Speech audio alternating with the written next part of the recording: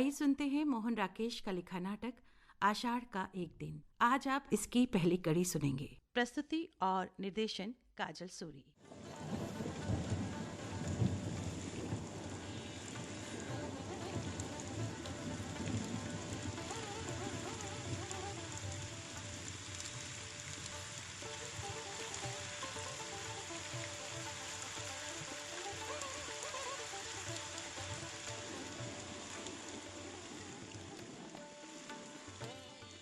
माँ, माँ, आषाढ़ का पहला दिन और ऐसी वर्षा माँ, ऐसी वर्षा दूर दूर तक की घाटियां भीग गई और मैं भी तो देखो ना माँ, कैसे भीग गई हूँ।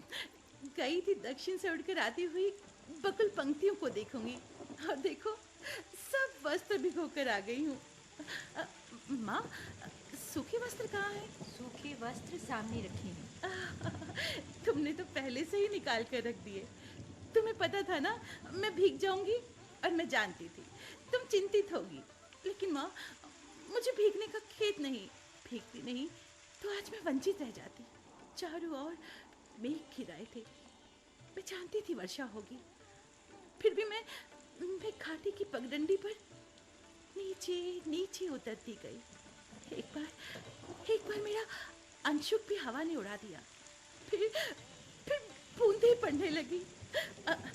माँ, वस्त्र बदल लूं, फिर आकर तुम्हें बताती हूँ। बहुत बहुत अद्भुत अनुभव था माँ, बहुत अद्भुत। क्या बात है माँ, इस तरह चुप क्यों हो? देख रही हो, मैं काम कर रही हूँ। काम तो तुम हर समय करती रहती हो माँ, लेकिन हर समय इस तरह चुप नहीं रहती। मैं तुम्हें काम नहीं करने दूंगी। मुझसे बात करो ना। क्या बात करूँ? कुछ भी कहो। मुझे डांटो कि भीग कर क्यों आई हो, या कहो कि तुम थक गई हो, या कहो कि तुम घर पे अकेली थी इसलिए तुम्हें अच्छा नहीं लग रहा था। मुझे सब अच्छा लगता है, और मैं घर में दुकेली कब होती हूँ? तुम्हारे यहाँ रहने पर मैं अकेली नहीं होती। मैं तुम्हें काम नहीं करने दूंगी। मेरे घर में रहने पर भी तुम अकेली होती हो। मुझे बताओ ना माँ, तुम इतनी गंभीर क्यों हो? दूध औटा दिया है, शक्कर मिला लो और पी लो। नहीं, पहले तुम बताओ। और जाकर थोड़ी देर विश्राम कर लो। नहीं माँ, मुझे विश्राम नहीं करना है। थकी कहाँ हूँ जो विश्राम करूँ। मुझे तो अब भी अपने में बरसती बूंदों की पुलक का अनुभव होता है। तुम बताती क्यों नहीं हो माँ? क्या हुआ माँ? तुम रो रही हो? कुछ नहीं मल्लिका, कभी बैठे बैठे मन उदास हो जाता है। बैठे बैठे मन उदास हो जाता है, परंतु बैठे बैठे रोया तो नहीं जाता। तुम्हें मेरी सौगंध माँ, जो मुझे नहीं बताया तो। ये कौन लोग हैं? यहाँ जरोखे के पास आकर देखो माँ। संभवतः राज्य की कर्मचारी हैं। ये यहाँ क्या कर रहे हैं? जाने क्या कर रहे हैं। कभी वर्षों में ये आकृतियाँ यहाँ दिखाई देती हैं, और जब भी दिखाई देती हैं कोई अनिष्ट होता है। कभी युद्ध की सूचना आती है, कभी महामारी की। पिछली महामारी में जब तुम्हारे पिता की मृत्यु हुई, तब मैंने ये आकृतियाँ यहाँ देखी थी। माँ, आज ये लोग यहाँ किस लिए आए हैं? कौन जाने। माँ, तुमने बात नहीं बताई। अग्निमित्र आज लौट आया है। लौट आया है? कहाँ से? जहाँ मैंने उसे भेजा था। तुमने भेजा था? किंतु मैंने तुम्हें कहा था ना, अग्निमित्र को कहीं भेजने की आवश्यकता नहीं है। तुम जानती हो ना माँ, मैं विवाह नहीं करना चाहती। देख रही हूँ, तुम्हारी बात सार्थक होने जा रही है। अग्निमित्र यही संदेश लाया है कि वो लोग इस संबंध के लिए प्रस्तुत नहीं हैं। वो कहते हैं कि... क्या कहते हैं वे? क्या अधिकार है उन्हें कुछ भी कहने का? मल्लिका का जीवन उसकी अपनी संपत्ति है। वो उसे नष्ट करना चाहती है तो किसी को उस पर आलोचना करने का क्या अधिकार है? मैं कब कहती हूँ कि मुझे अधिकार है? मैं तुम्हारे अधिकार की बात नहीं कर रही थी। तुम ना कहो, मैं तो कह रही हूँ। आज तुम्हारा जीवन तुम्हारी संपत्ति है, मेरा तुम पर कोई अधिकार नहीं। ऐसा क्यों कहती हो माँ तुम? मैं जानती हूँ तुम पर आज अपना अधिकार भी नहीं है, किंतु इतना बड़ा अपवाद मुझसे नहीं सहा जाता। मैं जानती हूँ माँ कि अपवाद होता है, तुम्हारे दुख को भी जानती हूँ। फिर भी मुझे मुझे अपराध का अनुभव नहीं होता। मैंने भावना में एक भावना का वर्ण किया है। मेरे लिए वो संबंध और सब संबंधों से बड़ा है। मैं वास्तव में अपनी भावना से ही प्रेम करती हूँ, जो पवित्र है, कोमल है, अनश्वर है। और मुझे ऐसी भावना से वितृष्णा होती है, पवित्र, कोमल और अनश्वर। माँ, माँ, तुम मुझ पर विश्वास क्यों नहीं करती? तुम जिसे भावना कहती हो वो केवल छलना है। भावना में भावना का वर्ण किया है। मैं पूछती हूँ, भावना में भावना का वर्ण क्या होता है? हाँ, उससे जीवन की आवश्यकताएं किस तरह पूरी होती हैं? भावना में भावना का वर्ण। सच तो ये है माँ कि गांव के और लोगों की तरह तुम भी कालिदास को संदेह की दृष्टि से देखती हो। गांव के और लोग उसे उतना नहीं जानते जितना मैं जानती हूँ, और मैं उससे घृणा करती हूँ। माँ, ठहरो माँ, कहाँ चल दी? माँ का जीवन भावना नहीं, कर्म है। उसे घर में बहुत कुछ करना है।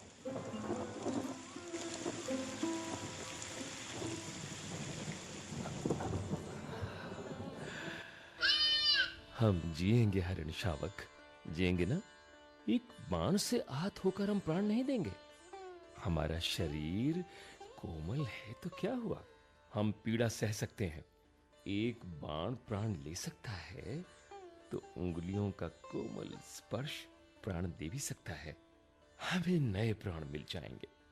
हमारे अंगों पर घी का लेप होगा।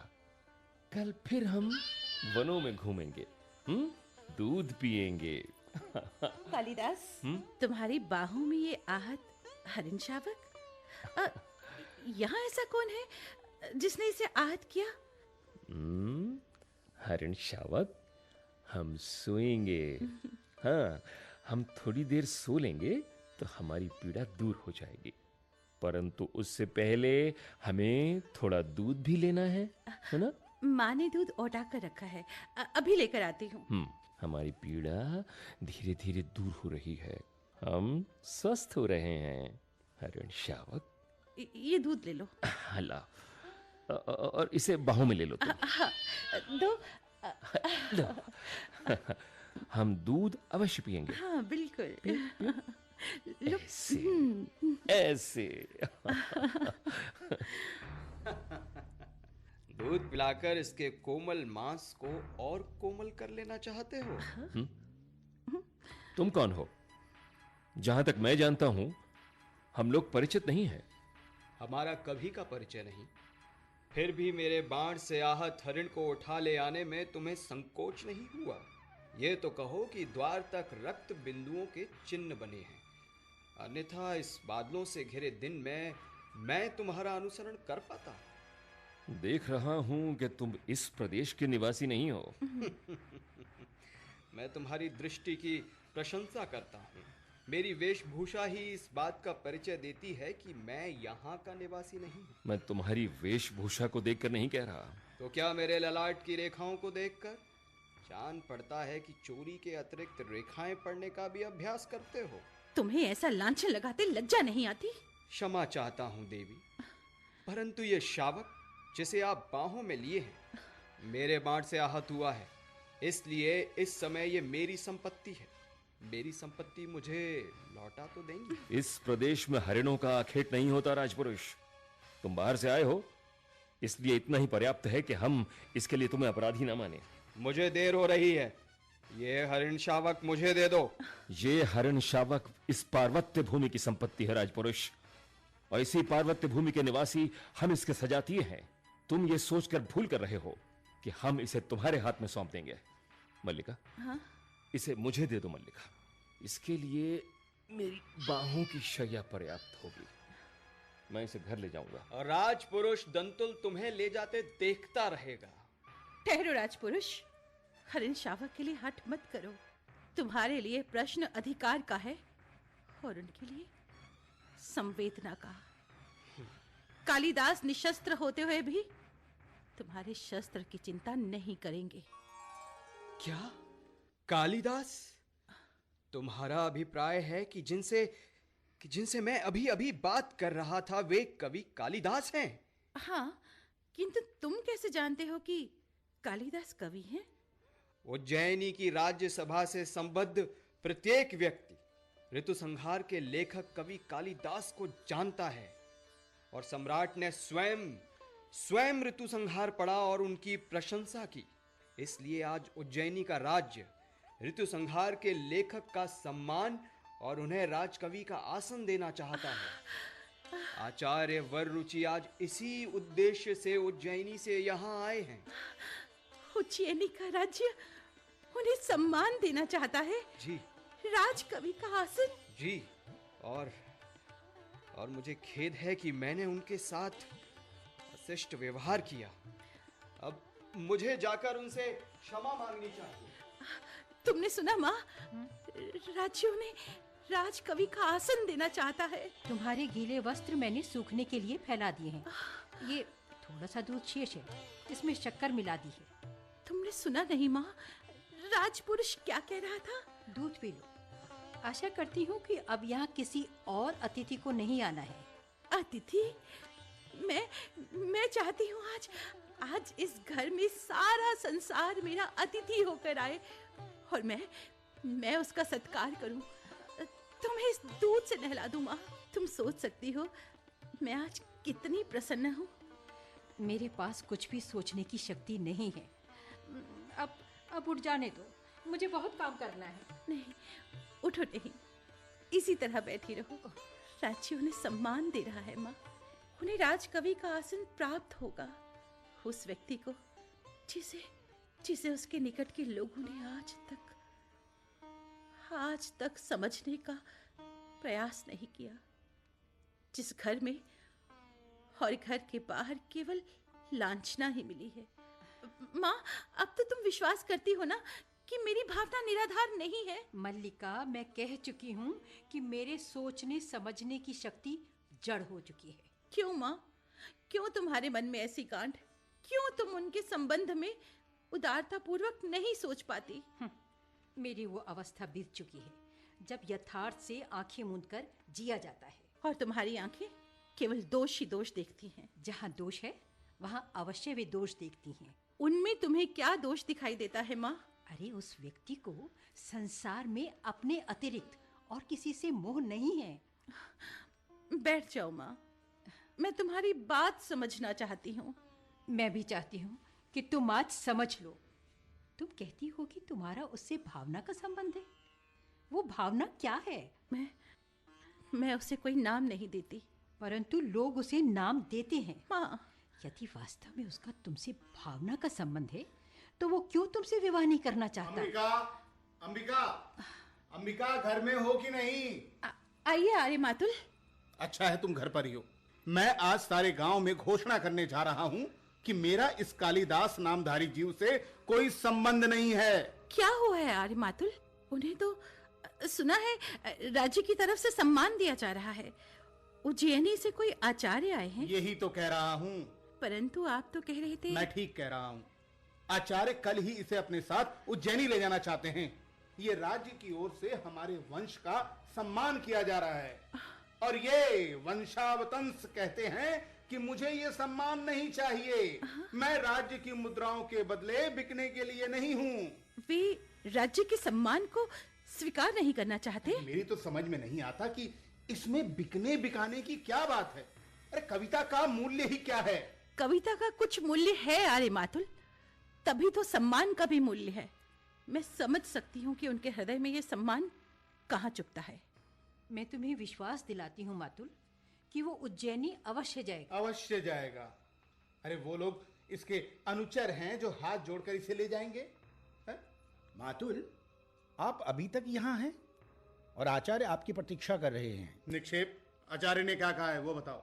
उन्होंने कहा है कि वे आपके साथ इस सारे ग्राम प्रदेश में घूमना चाहते हैं, जिस प्रदेश ने कालिदास की कविता को जन्म दिया है। कालिदास की कविता?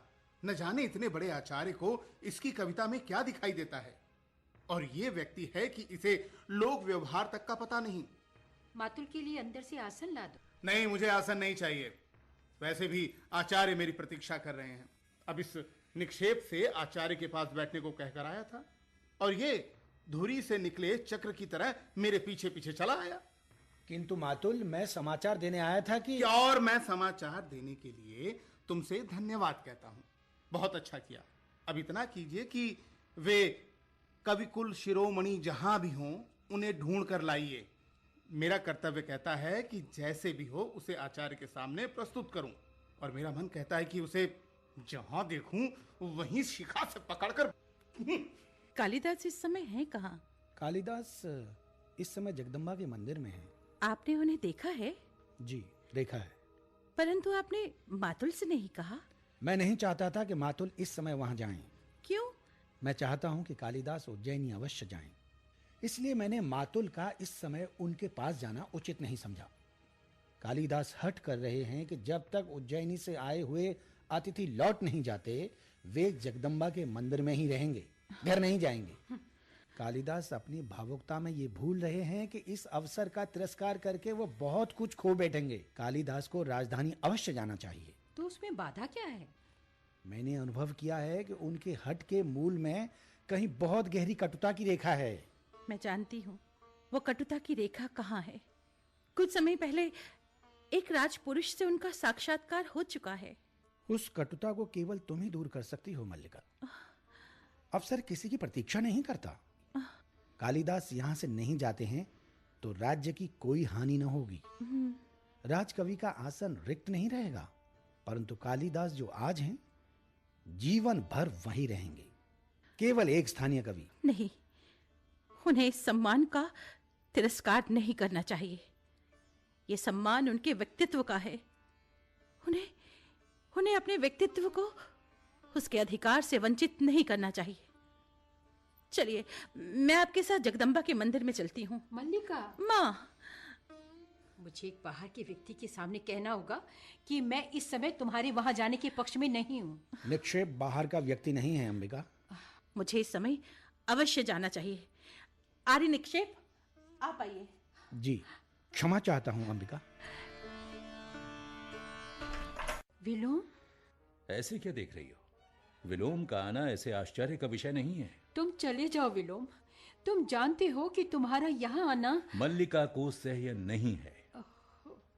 मैं जानता हूं अंबिका, मल्लिका बहुत भोली है। वो लोक और जीवन के संबंध में कुछ नहीं जानती। वो नहीं चाहती कि मैं इस घर में आऊं क्योंकि कालिदास नहीं चाहता। और कालिदास क्यों नहीं चाहता? क्योंकि मेरी आंखों में उसे अपने हृदय का सत्य झांकता दिखाई देता है। उसे उलझन होती है। किंतु तुम तो जानती हो अंबिका, मेरा एकमात्र दोष यह है कि मैं जो अनुभव करता हूं स्पष्ट कह देता हूं। मैं इस समय तुम्हारे दोष अदोष का विवेचन नहीं करना चाहती। देख रहा हूं अंबिका कि इस समय तुम बहुत दुखी हो। वैसे तुम कब दुखी नहीं रही अंबिका? तुम्हारा तो जीवन ही पीड़ा का इतिहास है। पहले से कहीं दुबली हो गई हो। सुना है कालिदास उज्जैनी जा रहा है। मैं नहीं जानती। राज्य की ओर से उसका सम्मान होगा। कालिदास राजकवि के रूप में उज्जैनी में रहेगा। मैं समझता हूं कि उसके जाने से पूर्व ही उसका और मल्लिका का विवाह हो जाना चाहिए। इस संबंध में तुमने सोचा तो होगा। मैं इस समय कुछ भी नहीं सोचना चाहती। तुम, मल्लिका की मां, इस विषय में सोचना नहीं चाहती? आश्चर्य है। ओहो, मैंने तुमसे कहा विलोम, तुम चले जाओ। कालिदास उज्जैनी चला जाएगा और मल्लिका, जिसका नाम उसके कारण सारे प्रदेश में अपवाद का विषय बना है, पीछे यहां पड़ी रहेगी। क्यों अंबिका, क्यों? तुमने इतने वर्ष ये सब पीड़ा क्या इसी दिन के लिए सही है? तुम ये सब कहकर मेरा दुख कम नहीं कर रहे हो विलोम। मैं अनुरोध करती हूँ कि तुम इस समय मुझे अकेली रहने दो। मैं ये सब बातें तुम्हें नहीं, उसे सुनाने के लिए आया हूं। मैं आशा कर रहा हूं कि वो मल्लिका के साथ अभी यहां आएगा। मैंने मल्लिका को जगदम्बा के मंदिर की ओर जाते देखा है। मैं यहीं पर उसकी प्रतीक्षा करना चाहता हूं। अधिक प्रतीक्षा नहीं करनी पड़ेगी विलोम। अरे विलोम, आप इस समय यहाँ? मैं जानता हूं विलोम कि तुम कहां, किस समय और क्यों मेरे साक्षात्कार के लिए उत्सुक हो। कहो, आजकल किसी नए छंद का अभ्यास कर रहे हो? छंदों का अभ्यास मेरी वृत्ति नहीं है। मैं जानता हूं कि तुम्हारी वृत्ति दूसरी है। इस वृत्ति ने संभवतः छंदों का अभ्यास छोड़ा दिया है। आज निसंदेह तुम छंदों के अभ्यास पर गर्व कर सकते हो। सुना है राजधानी से निमंत्रण आया है। सुना मैंने भी है। तुम्हें दुख हुआ? दुख? हाँ हाँ, बहुत। एक मित्र के बिछुड़ने का किसे दुख नहीं होता। कल सूर्योदय से पहले ही चले जाओगे? ये मैं नहीं जानता। मैं जानता हूं। आचार्य कल सूर्योदय से पहले ही लौट जाना चाहते हैं। राजधानी के वैभव में जाकर इस प्रदेश को भूल तो नहीं जाओगे? आर्य विलोम, मैं इस समय आपको यहाँ देखने की आशा नहीं कर रही थी। मैं जानता हूं मल्लिका कि तुम इस समय मुझे यहां देखकर प्रसन्न नहीं हो, परंतु मैं अंबिका से मिलने आया था। बहुत दिनों से भेंट नहीं हुई थी। ये कोई ऐसी अस्वाभाविक बात नहीं है। विलोम का कुछ भी करना अस्वाभाविक नहीं है। हाँ, कुछ न करना अस्वाभाविक हो सकता है। ये वास्तव में प्रसन्नता का विषय है कालिदास कि हम दोनों एक दूसरे को इतनी अच्छी तरह समझते हैं। निसंदेह मेरे स्वभाव में ऐसा कुछ नहीं है जो तुमसे छिपा हो। निसंदेह सभी विपरीत एक दूसरे के बहुत निकट पड़ते हैं। अच्छा है, अच्छा है तुम इस सत्य को स्वीकार करते हो। मैं उस निकटता के अधिकार से एक प्रश्न पूछ सकता हूं? संभवतः फिर कभी तुमसे बात करने का अवसर प्राप्त ना हो। एक दिन का व्यवधान तुम्हें हमसे बहुत दूर कर देगा ना? विलोम, वर्षों का व्यवधान भी विपरीत को विपरीत से दूर नहीं करता। मैं तुम्हारा प्रश्न सुनने के लिए उत्सुक हूं। कालिदास, मैं जानना चाहता हूं कि तुम अभी तक वही कालिदास हो ना? मैंने तुम्हारा अभिप्राय नहीं समझा। मेरा अभिप्राय है कि तुम अभी तक वही व्यक्ति हो ना जो कल तक थे। आर्य विलोम, मैं इस तरह की बातों को नहीं समझती। परंतु मैं तो बहुत सार्थक प्रश्न पूछ रहा हूं। क्यों कालिदास, मेरा प्रश्न सार्थक नहीं है? क्यों अंबिका? मैं इस संबंध में कुछ भी नहीं जानती और ना ही जानना चाहती हूँ। ठहरो अंबिका, कल तक इस प्रदेश में कालिदास और मल्लिका के संबंध को लेकर बहुत कुछ सुना जाता रहा है। आर्य विलोम, आप उसे दृष्टि में रखते हुए क्या ये उचित नहीं है कि कालिदास ये स्पष्ट कर दे कि उसे उज्जैनी अकेले ही जाना है या?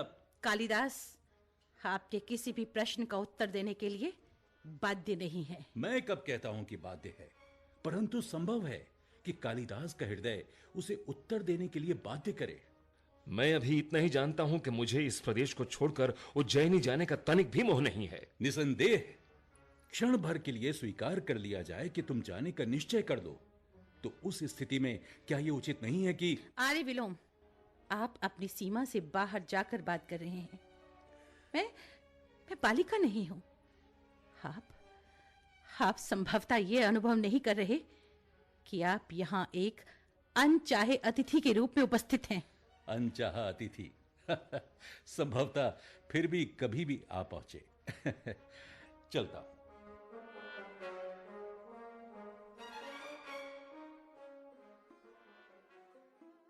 फिर उदास हो गए तुम? देखो, तुम मुझे वचन दे चुके हो। तुम फिर एक बार सोचो मल्लिका। प्रश्न सम्मान और राजाश्रय स्वीकार करने का ही नहीं है, उससे कहीं बड़ा प्रश्न मेरे सामने है। और वो प्रश्न मैं हूं। मल्लिका, हूं ना? यहां बैठो, बैठो। तुम मुझे जानते हो ना? तुम समझते हो कि तुम इस अवसर को ठुकराकर यहां रह जाओगे तो मुझे सुख होगा। मैं जानती हूं तुम्हारे चले जाने पर मेरे अंतर को एक सुनापन छा लेगा। बाहर भी संभवतः बहुत सूना प्रतीत होगा। फिर भी मैं अपने साथ छल नहीं कर रही। मैं हृदय से कहती हूं कि तुम्हें जाना चाहिए। मल्लिका, चाहता हूं तुम इस समय अपनी आंखें देख सकती हैं। मेरी आंखें मेरी आंखें इसलिए गीली हैं कि कि तुम मेरी बात नहीं समझते। तुम वहां जाकर भी मुझसे दूर हो सकते हो क्या? यहां तुम्हारी प्रतिभा को विकसित होने का अवकाश कहां मिलेगा कालिदास? यहां लोग तुम्हें समझ नहीं पाते हैं। वे सामान्य की कसौटी पर ही तुम्हारी परीक्षा करना चाहते हैं। विश्वास करते हो ना कि मैं तुम्हें जानती हूं कि कोई भी रेखा तुम्हें घेर ले तो तुम घिर जाओगे। मैं तुम्हें घेरना नहीं चाहती, इसलिए कहती हूं कि तुम जाओ। तुम मुझे पूरी तरह नहीं समझ रही हो मल्लिका। प्रश्न तुम्हारे घेरने का भी नहीं है। मैं अनुभव करता हूं कि ये प्रदेश ही मेरी वास्तविक भूमि है। मैं कई सूत्रों से इस भूमि से जुड़ा हूं। उन सूत्रों में तुम हो। ये आकाश और ये मेघ है। यहां की हरियावल है, हरिणों के बच्चे हैं, पशुपालक हैं। यहां से जाकर मैं अपनी भूमि से उखड़ जाऊंगा। क्यों नहीं सोचते कि नई भूमि यहां से अधिक संपन्न और उपजाऊ होगी? इस भूमि से जो कुछ भी तुम ग्रहण कर सकते थे कर चुके हो। नई भूमि ऐसी नहीं जिसके अंतर में कहीं कोमलता भी स्पर्श अवश्य फलेगी। मल्लिका, उस जीवन की अपनी उपेक्षाएं भी होंगी। मेरी ओर देखो, अब भी उत्साह का अनुभव नहीं होता?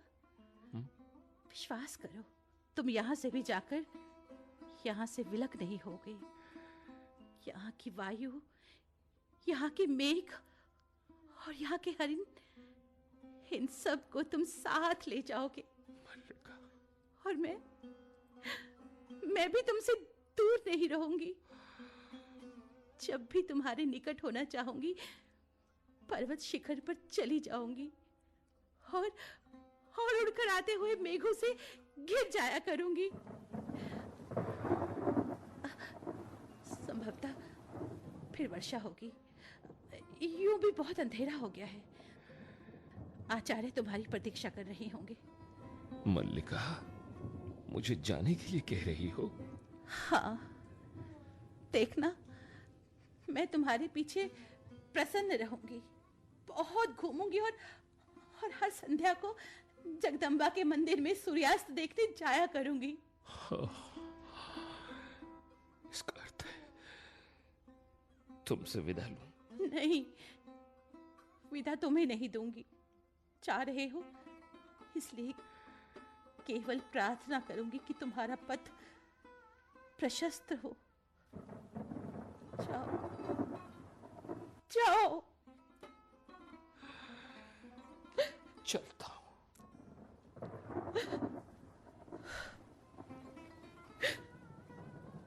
तो वो चला गया। और मल्लिका, तुम रो रही हो? उठो, तुम स्वस्थ नहीं हो। चलो अंदर चलकर विश्राम करो। माँ, मुझे अभी यही रहने दो माँ। देखो माँ, चारों ओर कितने गहरे मेघ घिरे हैं।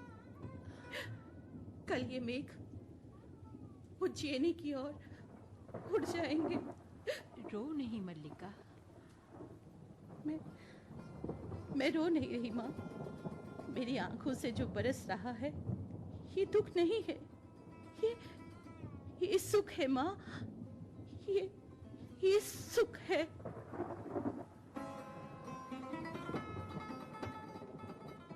अभी आप सुन रहे थे मोहन राकेश का लिखा नाटक आषाढ़ का एक दिन की पहली कड़ी।